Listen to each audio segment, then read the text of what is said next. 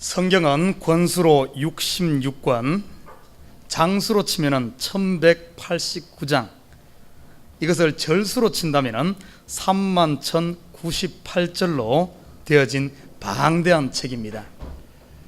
약 1600년에 이렇게 걸쳐서 40여 명이 넘는 저자에 의해서 기록된 이런 방대한 책이 바로 우리가 가지고 있는 성경입니다. 이 성경을 한 단어로 딱 표현한다면, 이 방대한 책을 한 단어로 표현한다면 무엇으로 표현할 수 있겠습니까?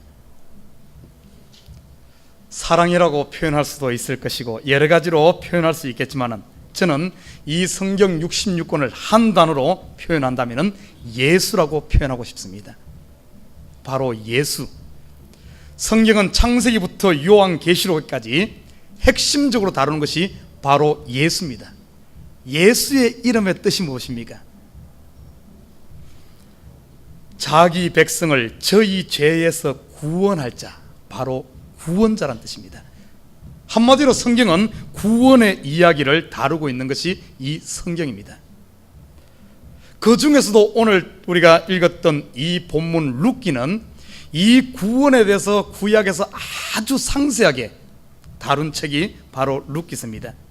그냥 룻기서를 그냥 이렇게 근성으로만 읽게 되면 한 실패한 여인의 어떤 성공 이야기로 볼 수도 있지만, 단순히 그런 내용만 담고 있는 것이 이 룻기서가 아닙니다.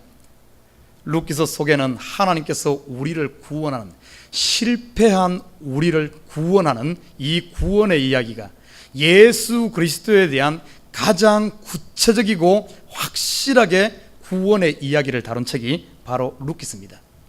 그래서 앞으로는 2달 내지 3개월 동안 이 룻기서를 강해식으로 1장부터 4장까지, 분량이 많지 않기 때문에 4장까지 상세하게 살펴보면서 우리의 구원의 여정, 우리가 구원하던 이 구원의 기본적인 것을 다시 한 번 더 다룰까 생각합니다. 여러분, 세상이 말하는 구원과 성경이 말하는 구원은 다릅니다. 성경에서 말하는 구원은 그냥 건져내는 것이 아니라 가서 값을 치르고 그걸 사오는 것을 구원이라 그럽니다. 그래서 구원, 성경에 나타난 이 구원은 영어로 redeem 그럽니다. 구속이라든지 대속이란 단어로 대신 표현하고 있습니다. 구속, 대속 같은 의미인데 값을 주고 사오는 이 이야기를 다루고 있어요. 오늘 서론적인 부분에서 이 룻기서에 20회 이상 등장하고 있는 가장 핵심적인 단어가 기업 물을 자, 이 단어입니다. 기업 물을 자, 이 히브리어로는 고엘이라고 합니다. 고엘. 그래서 이 룻기서에 흐르는 핵심 사상은 고엘 사상. 이 기업 물은다는 말은 영어로 리디머 그럽니다. 리디머. 이 말은 구속하다, 보상하다, 회복하다, 물어다, 이런 뜻이 있어요. 그래서 이 고엘 사상을 중심으로 한 이 룻기서, 바로 예수님께서 우리를 값을 주고 그걸 사온 우리의 기업 물을 자요, 우리의 고엘이 바로 예수님이란 사실입니다. 그것을 핵심 바탕에 깔고 있으면서 어떻게 이 일이 진행되는가를 구체적으로 이야기한 것이 룻기서입니다. 성경에 보면은 이 기업 물을 자 의무가 성경에 나와 있습니다.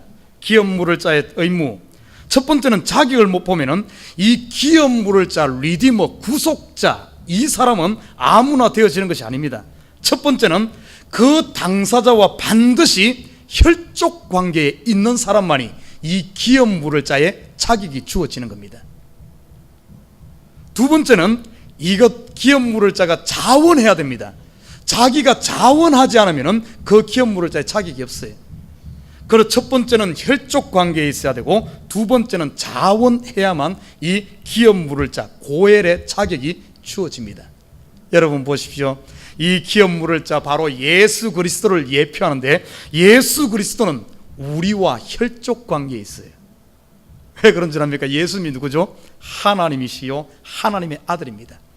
우리는 어디로부터 왔습니까? 우리의 근본이 어디입니까? 하나님으로부터 온 하나님의 자녀가 저와 여러분이라는 사실입니다. 예수님은, 그래서 로마서에서는 예수님은 우리의 맏형이 되고 우리는 그 둘째 동생이 되어지는 이 혈족 관계에 있어요. 혈족 관계. 예수님과 우리와의 관계는 혈족 관계에 있다는 사실. 그래서 예수 그리스도를 믿는 저와 여러분, 교회의 한 성도들, 한 커뮤니티를 형제와 자매다, 예수의 피를 나눈 형제와 자매다, 하나님의 자녀다, 이런 표현을, 아들이다, 이런 표현을 하는 겁니다. 두 번째, 이 기업 물을 자의 의무에 대해서 보면은 레위기 25장 25절에서 28절에 보면은 이렇게 소개하고 있어요. 형제가 만약에 형제 중에 한 사람이 가난하여서 자기의 어떤 토지를 팔아버렸을 때, 토지를 잃어버렸을 때, 그 형제 중에 가장 가까이 있는 형제, 아니면 형제가 없으면 그의 가장 가까운 친척이 그 토지를 대신 사는 겁니다. 산 사람에게 가서 그걸 대신 사서 회복시키는 것이 바로 이 기업 물으는 거예요. 이것을 성경에서는, 레위기에서는 법으로 정해서 그렇게 하라 그랬습니다. 왜냐하면 이 토지는 하나님의 것이기 때문에, 그리고 하나님께서 이스라엘 12지파에게 가족별로 나눠준 거기 때문에 토지를 어떻게 보면 다른 들에게 팔아먹는다든지 이런 것은 허용을 하지 않았습니다. 그래서 만약에 토지를 가난해서 팔았다면 그 가장 가까이 있는 사람이 대신 그걸 사서 회복시켜야 되는, 이것이 기업 물을 자의 첫 번째 의무입니다. 그리고 레위기 25장 47절에 49절 보면 두 번째는 형제 중에 한 사람이 가난해져 가지고 자기 자신을, 몸을 팔아버렸을 때, 종이 되었을 때, 그에게 가장 가까운 친척이나 아니면 형제나, 형제가 없으면 가장 가까운 친척이 대신 돈을 주고 팔려간 그 사람을 다시 사오는, 종에서 사오는, 이것이 두 번째 기업 물을 자의 의무입니다. 세 번째는 친족 중에 아니면 형제 중에 후사가 없이, 자녀가 없이 죽었을 경우 그 친족의 미망인과 가장 가까이 있는 형제 또는 친척이 결혼을 해서 그 죽은 자의 가문의 대를 이어주는 것이, 이것이 바로 세 번째 기업 물을 자의 책임입니다. 그래서 미망인과 결혼해가지고 첫 번째 태어나는 자녀는 자기 아들이 아니라 죽은 자의 아들로 그 대를 잇는, 이것이 바로 세 번째 기업 물을 자의 의무입니다. 네 번째는 친족 중에 아니면 형제 중에 누가 억울하게 살인당했을 때 거기에 가장 가까이 있는 친족이 피의 복수를 하게 하는, 반드시 그에 대해서는 복수하게 하는, 이것이 기업 물을 자의 의무입니다. 이 네 가지가 성경에 기록되고 있어요. 이스라엘은 이것을 철두철미하게 지켰습니다. 저와 여러분, 우리가 죄로 말미암아 팔려갔어요. 사망 가운데 있었습니다. 이 부분에 대해서 하나님께서는 이 기업 물을 자 예수 그리스도를 통해서 이 땅에 보내셔서 대신 그 값을 치르고 우리를 사온 우리의 기업 물을 자의 의무를 온전히 감당했기 때문에 우리가 새 생명 가운데 들어간 겁니다. 이 룻기서에 보면은 보아스라는 사람이 바로 예수 그리스도를 예표하는 인물로 등장합니다만은, 아무튼 이 룻기서에서는 보면은 이 기업 물을 자라는 이 핵심 사상을 중심으로 해서 우리가 구원 얻은 것이 그냥 되어진 것이 아니라 값을 치르고 예수님께서 사왔다는 이 부분을 핵심적으로 다루고 있습니다. 이 룻기서를 쭉 살펴보면서 우리의 구원의 여정을 한 번씩 따라가 보고자 합니다. 오늘은 먼저 1장 1절부터 5절까지를 살펴보면서 한번 살펴보도록 합니다. 여러분, 구원은 무엇으로 이루어지는 줄 압니까? 성경에 보면 구원은 제일 먼저 단계가 복음을 들음으로 시작합니다. 들음으로. 그래서 이 시간에는 복음이란 무엇인가, 우리가 구원 얻는 진리에 이르게 한 우리가 들은 복음, 제가 전번에 복음의 핵심 5가지 요소에 대해서는 제가 전번에 한번 설명을 했습니다. 혹시 기억하는지 모르겠네요. 복음에서는 이 5가지 중에 한 가지도 빠지면 안 돼. 반드시 복음의 소식에는 이 5가지가 들어가야 됩니다. 첫 번째가 뭐죠? 제가 전번에 복음의 5가지 요소, 첫 번째는 인간은 모두 죄인이다. 여기서부터 출발하는 거예요. 인간은 모두 죄인이다. 이 두 번째는 죄의 결과는 죄의 삭선 사망이요, 로마서 이야기했듯이 죄의 결과는 사망이라는 겁니다. 자, 이렇게 되면 모든 인간이 참 어떻게 보면 불쌍하게 되지만 그걸로 끝나지 않아. 세 번째는 하나님은 그런 가운데 있음에도 불구하고 하나님은 죄인을 사랑하신다는 겁니다. 하나님의 사랑으로부터 출발하는 거예요. 네 번째는 사랑한다 하고 그냥 말로만 하고 있으면 어떻게 해서 안 되죠. 네 번째는 죄인을 구원하기 위해 예수님이 이 땅에 오셨다는 겁니다. 이 땅에 오셔서 십자가 지시고 이것을 구원을 완성했죠. 그리고 마지막 다섯 번째는 예수님이 완성한 이 구원을, 예수님을 우리가 영접할 때 우리가 하나님의 자녀가 되어지고 영생 얻는다는, 이것이 바로 구원의 소식입니다. 복음입니다. 오늘 본문 루카서 1장 1절부터 5절까지는 이 복음에 충실합니다. 이 논리에 아주 충실하게 출발합니다. 1절에서 5절까지의 핵심을 다루는 것은 뭔가 하면은 모두가 죄악 가운데 있다는 걸 다루고 있어요. 이들이 죄악 가운데 있고, 그리고 1장 참 안타깝게도 모두가 다 죽는 이야기만 다루고 있어요. 엘리멜렉도 죽고 그 두 아들도 죽고 모든 것이 죽는, 어떻게 보면은 이 루키서를 출발하는 첫 단계에서는 참 안타깝고 소망이 없는 가운데 출발하는 것 같습니다.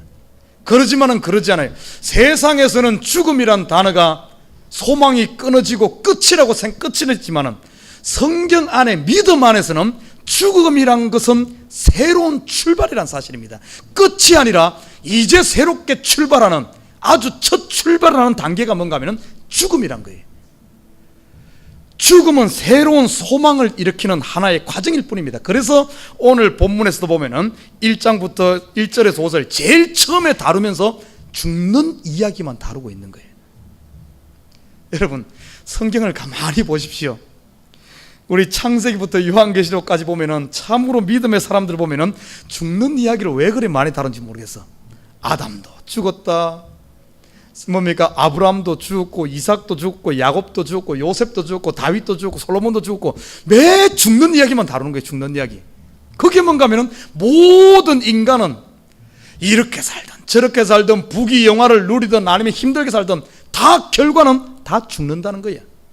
그러나 그 죽음이 끝이 아니란 새로운 소망을 이야기하는 하나의 첫 출발이라는 사실에서 세상에 말하는 그것과는 다른 겁니다. 자, 오늘 1장 1절부터 우리가 한 절 한 절 살펴보면서 어떻게 이들 이렇게 되어졌는가 한번 살펴보고자 합니다. 자, 1장 1절에 보면은 이렇게 말하고 있어요. 사사들의 치리하던 때에, 여러분 여기에 중요한 단서가 나와 있습니다. 사사들의 치리하던 때, 이것을 사사시대라 그럽니다.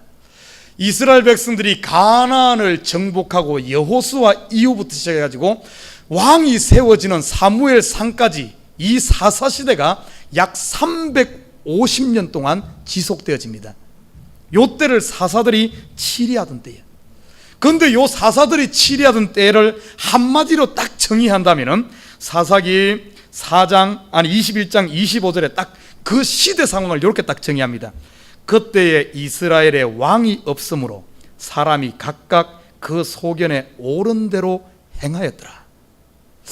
우리가 얼핏 이렇게 이 말 들으면 헷갈릴 거예요. 아니, 왜 왕이 없었냐? 사사들도 있었고 하나님도 계셨는데. 여러분, 이스라엘의 왕이 누구죠?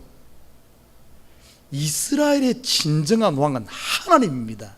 하나님이 왕이에요. 분명히 사사시대도 하나님이 계시고 하나님이 왕으로 계셨음에도 불구하고 그 사사시대에 이 백성들이 왕이 계신데 그 왕을 왕으로 인정치 않고 누가 왕이 됐는가 하면은 자기가 왕이 되어서 자기 소견대로 자기 원하는 대로 살았다는 겁니다. 그래서 오늘 이 사사기를 읽을 때 그때 이스라엘의 왕이 없으므로, 왕이 없는 게 하나님이 왕임에도 불구하고 왕을 왕으로 인정하지 않으니까 왕이 없으므로 사람이 각각 자기 소견대로 자기가 신이 되고 자기가 왕이 되어 살았다, 이렇게 표현하는 거예요. 이런 사사시대, 우리가 살고 있는 이 시대가 그런 시대는 아닌가 생각해 봐야 됩니다. 하나님이 계심에도 불구하고 하나님을 왕으로 모시는 것이 아니라 자기 중심으로 자기가 왕이 돼서 자기 마음대로 살아가는, 자기가 신이 된 이런 시대. 하나님이 왕임에도 불구하고 공중 근세 잡은 악한 사단 마귀를 섬기고 우상을 섬기고 자기가 왕이 되어진 이런 시대, 이게 바로 한마디로 정의하면 세상입니다. 세상. 세상의 진정한 왕은 하나님에도 하나님을 인정하지 않기 때문에 엄한 것을 섬기면서 살아가는 이 세상, 그것이 바로 사사시대입니다. 우리가 사는 인간사회의 인간사회, 하나님이 다스리는 하나님의 나라가 아니라 인간사회를 한마디로 정의한다면 사사시대입니다. 사사들이 치리하던 때에 그 땅에 흉년이 드니, 여러분 흉년에 대해서 의미를 잘 알아야 됩니다. 분명히 하나님께서는 신명기 28장에서 이야기하고 있어요. 이스라엘 백성들이 가나안에 들어가기 전에 그들에게 신명기를 통해서 명령을 내립니다. 너희가 그 땅에 들어가서 하나님만 잘 섬기고 하나님을 왕으로 모시고 그분 말씀에 순종하며 율법 가운데 살게 된다면 사시사철 하나님의 눈이 그 땅에 임할 것이요, 그들을 보호할 것이요, 이른 비와 늦은 비를 골고루 주어서 항상 소출이 풍성하고 항상 풍요를 누릴 것이지만은, 그러지만은 너희들이 만약에 하나님을 왕으로 모시지 아니하고 하나님의 말씀을 배반하게 된다면은 하나님께서 하늘에 이슬을 거치고 비를 거쳐서 그 땅의 흉년과 기근으로 너희가 멸망할 뿐만 아니라 이방의 침범을 받아서 이방 먼 나라로 쫓겨갈 것이다.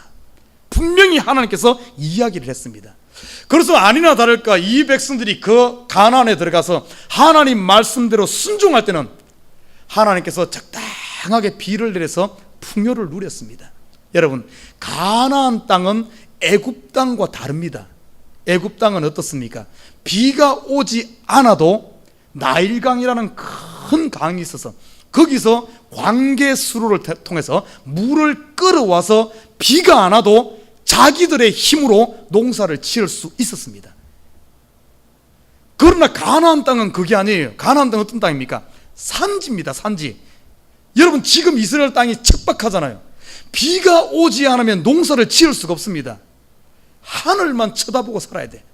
비가 오게 되면 어떤가 하면은 그들이 물을 끌어오지 않아도 돼. 물을 퍼올리지 않아도 됩니다.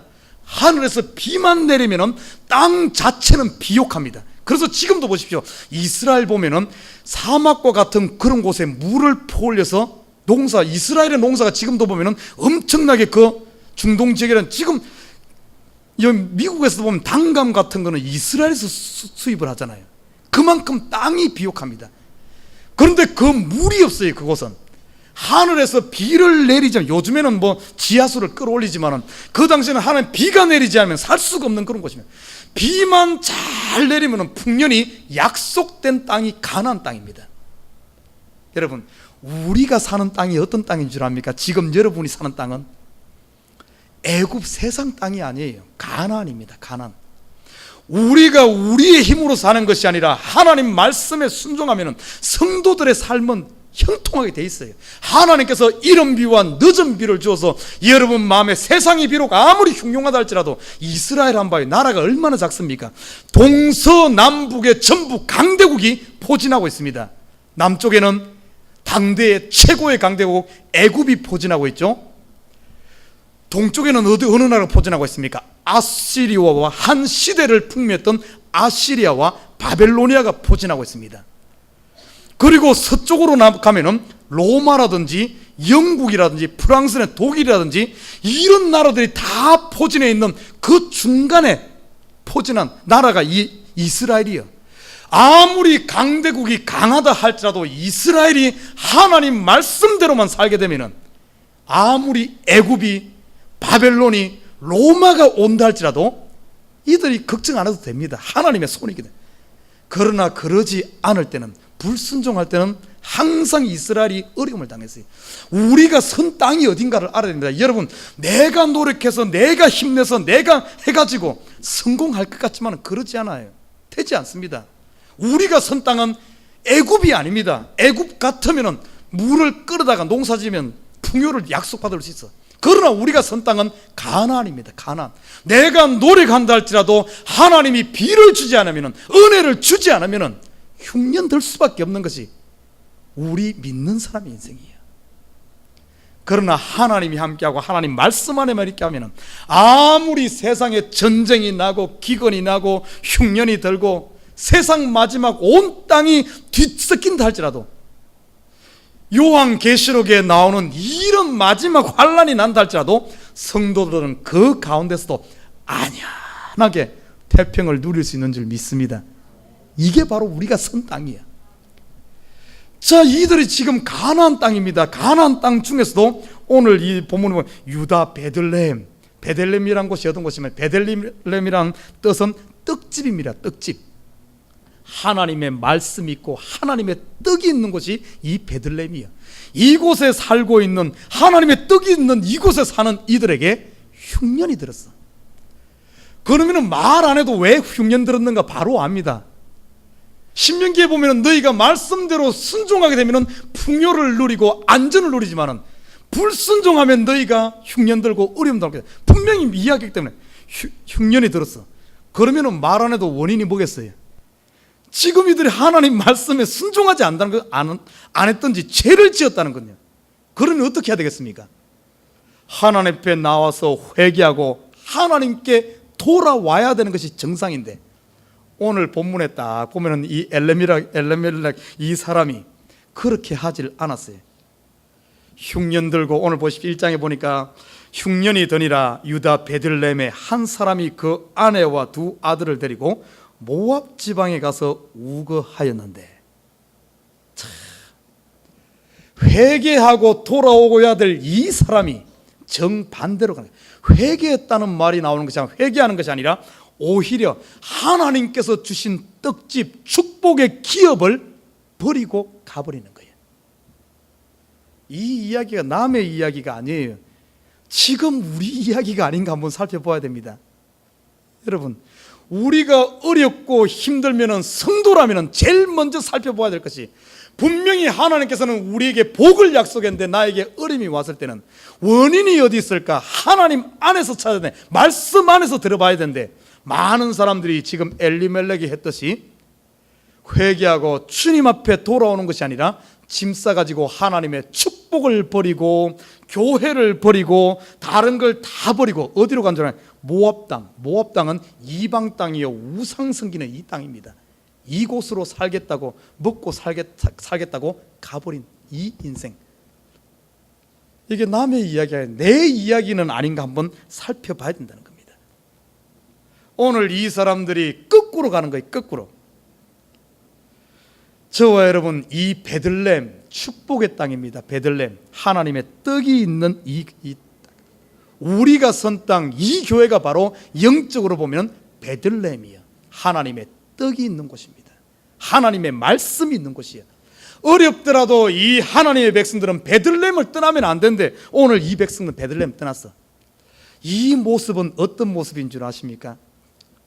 우리 인간이 에덴 동산에서 하나님 앞에 범죄하고 나서 축복으로 준 그 에덴에서 쫓겨나는 이 모습, 죄로 말미암아 쫓겨나는 이 모습을 여기서 그려주고 있어요. 자, 2절에 보면 이렇게 말합니다. 그 사람의 이름은 엘리멜렉이요, 그 아내의 이름은 나옴이라. 여러분, 엘리멜렉의 뜻이 뭔 줄 아십니까? 이스라엘 백성들에게는 이 이름에 특별한 뜻이 있어요.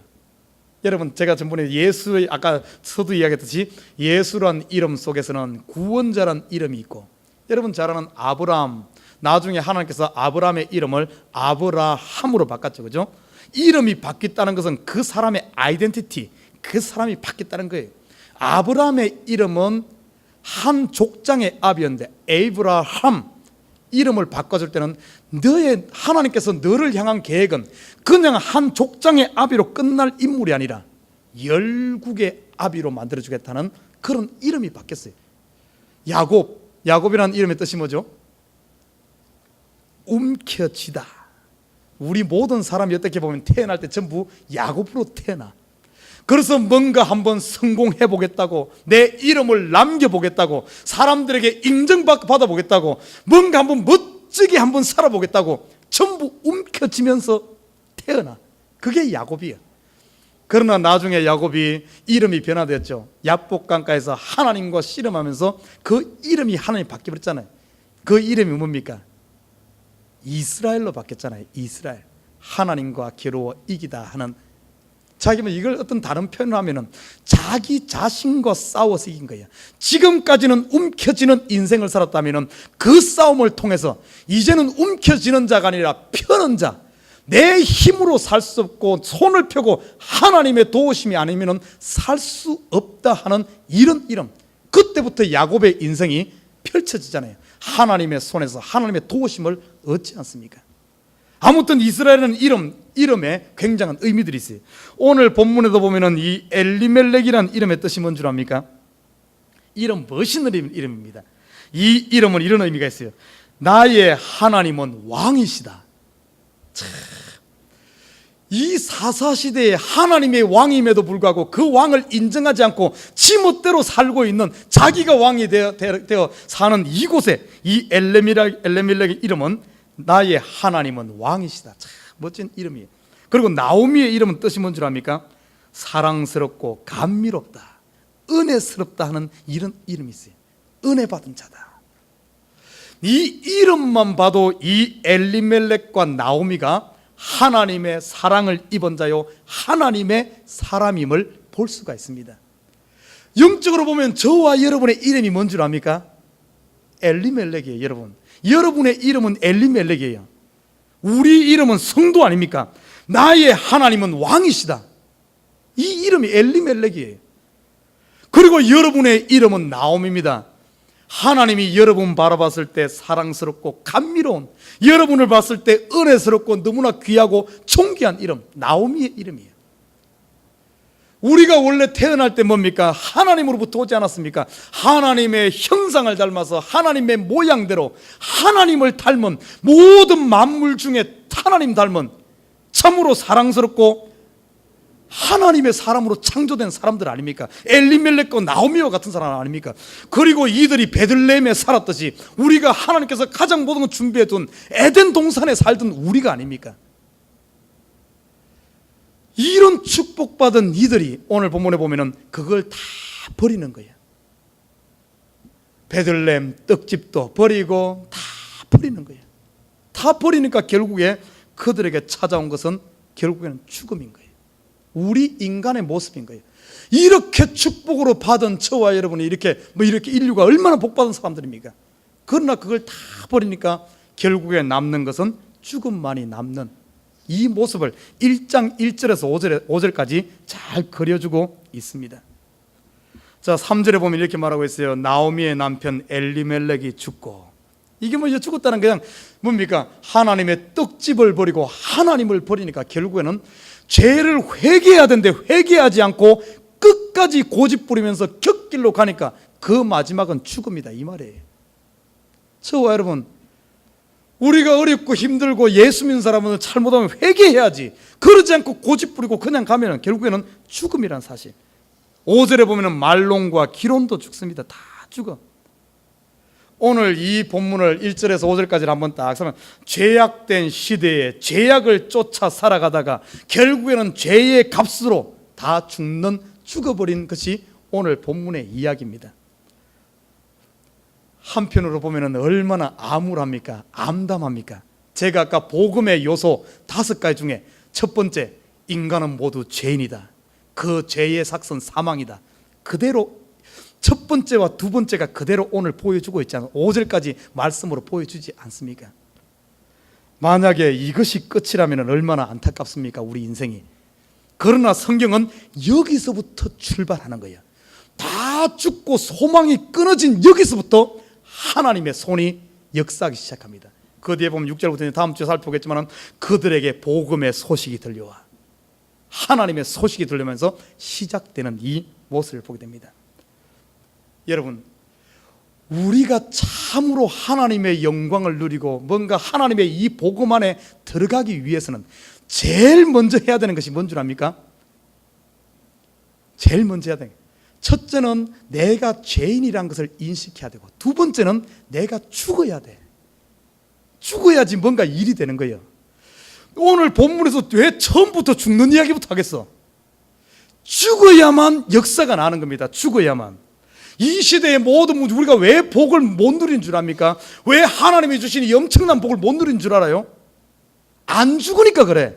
엘리멜렉, 말론, 기론 다 죽어야지 새로운 이 뭡니까? 베들레헴의 유력한 보아스를 만나서 새 인생이 시작하고, 결국에는 평범한 이방 여인이었던 이 룻이 나중에는 어떤 것은 다윗 왕대에 들어가는, 그래서 예수 그리스도께로 이어지는 이스라엘의 왕, 온 인류의 왕대에 들어가는 이 복을 누리는 것이 어떻게 할 때 이렇게 되는가 하면은 죽을 때 역사가 나는 거예요. 죽을 때.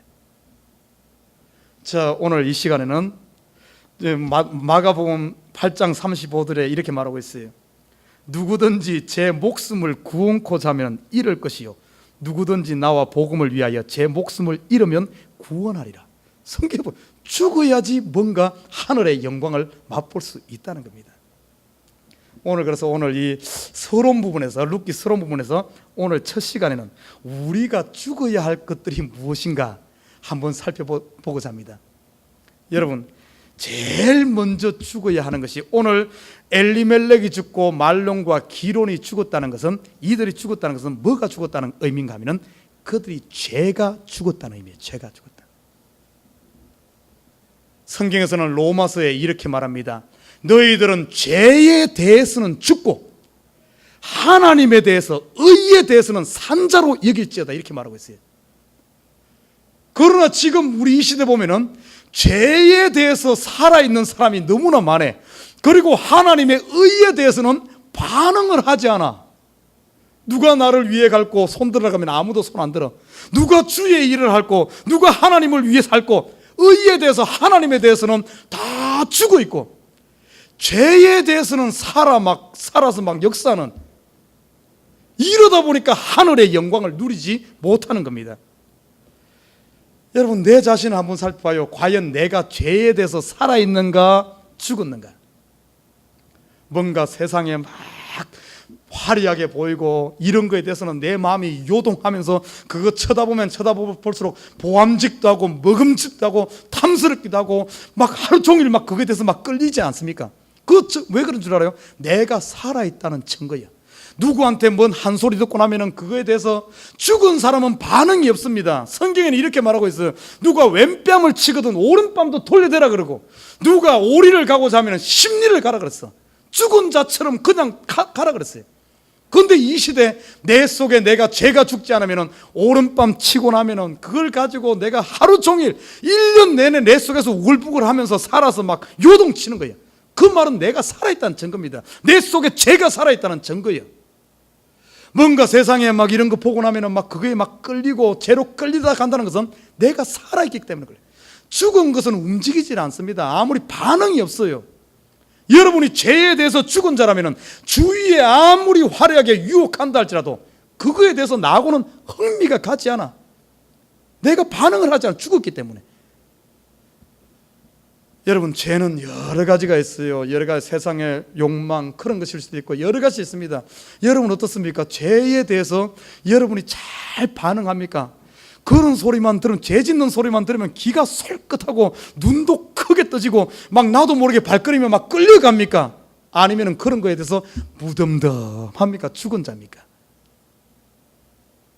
죄에 대해서 살아있기 때문에 어떤가 하면은 하나님에 대해서 살 수가 없는 거예요. 하나님의 은혜를 누리지 못하는 겁니다. 만약에 이 룻의 남편이 살아있다면은 보아스라는 이 새 신랑을 만날 수가 없어요. 남편 살아있는데 다른 하면 안 되죠. 그런데 남편이 죽고 나니까 새로운 게 되는 거예요. 우리 속에 죄가 죽을 때 하늘의 이 영광들을 누릴 수 있는 줄 믿습니다. 죄에 대해서 죽어야 돼요. 그런데 이 죄라는 것이 묘합니다. 한 번만에 될 것 같은데 안 돼. 죄에 대해서 이야기할 때 보면 죄라는 것이 예수님께서 벌써 십자가 지심으로 사단의 머리를 탁 밟았어요. 여러분, 저 뱀에 대해서 압니까? 뱀, 사단을 뱀으로 이야기하는데, 뱀은 머리를 밟아도 어떤 줄 알아요? 머리 탁 밟으면은, 저는 어린 시절에 좀 못되게 놀아가지고 뱀을 잡을 때 딱 돌로 몇 방 치고 나서는 머리를 탁 밟습니다. 그러면은 뱀이 착 뻗어지느냐? 그러지 않아요. 어떤 줄 압니까? 꼬리를 탁 해서 막 발을 챙챙 감습니다. 머리를 완전히 부숴놔도 한참 동안 감고 있어요. 금방 죽지 않습니다. 이 시대 사단의 머리는 밟혔어. 그러나 이 죄는 뿌리가 깊습니다. 우리가 보면은 이 식물 중에 참 뿌리가 깊은 게 있어요. 여러분, 잘 죽이기 힘든 것 중에 하나가 뭔지 압니까? 쑥입니다. 쑥은 캐내도 그 다음에 다시 살아납니다. 쑥은 뿌리가 요만큼만 남아있어도 거기서 다시 싹을 틔우며 새롭게 납니다.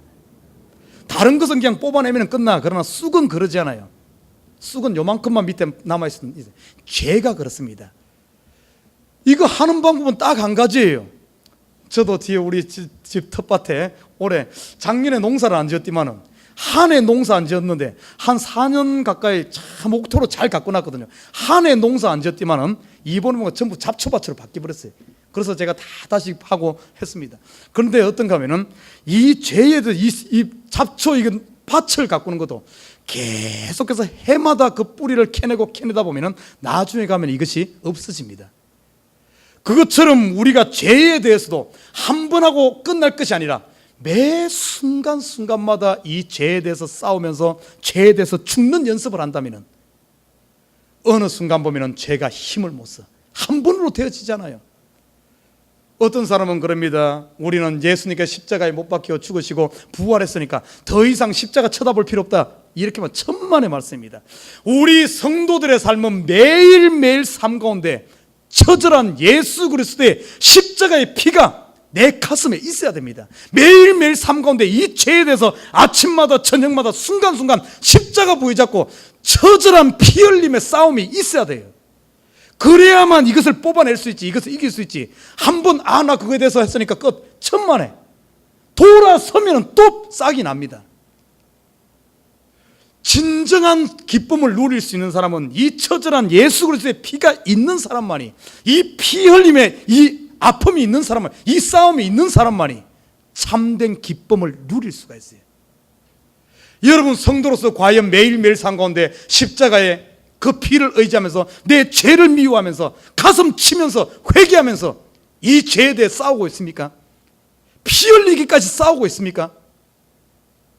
이것이 없다면 지금 죄에 대해 죽은 것이 살았다. 그러니까 조금만 요만한 것도 못 듣고 팍팍 튀어나오고 세상 사람 똑같이 막 싸움을 하고 분쟁을 하고 막 난리가 나는 이유가 왜 그런 줄 압니까? 죄에 대해서 죽지 않았기 때문에, 살아있기 때문에 그래. 죄에 대해서 죽어야 돼. 그래야만 하나님의 은혜에 참여할 수 있는 거예요. 나는 우리 식구들이 죄에 대해서는 죽고 하나님의 은혜에 대해서, 의에 대해서는 산자가 되시길 주님으로 부탁드립니다.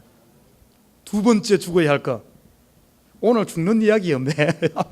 소두에 다 죽는, 세 사람 다 죽는 이야기예요. 두 번째는 어디에 대해 죽어야 되는가 하면 자아에 대해서 죽어야 되는 자아. 이게 무섭습니다. 여러분, 이 자아에 대해서 죽지 않으면 자기가 신이 되어버립니다.